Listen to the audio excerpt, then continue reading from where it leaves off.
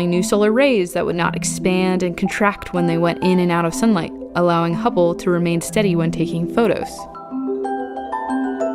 They replaced failing gyroscopes and magnetometers, enabling for more accurate manipulation of the telescope's orientation.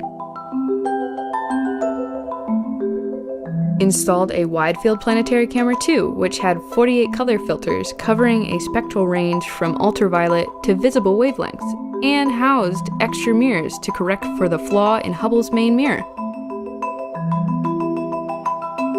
And of course, they adjusted the Hubble Space Telescope's vision with the Corrective Optics Space Telescope Axial Replacement, or COSTAR, that acted almost like a pair of glasses for the primary mirror, fixing the spherical apparition for the rest of Hubble's instruments.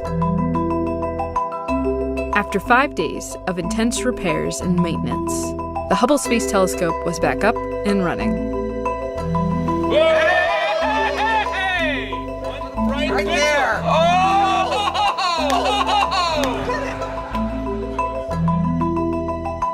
Pictures are remarkable.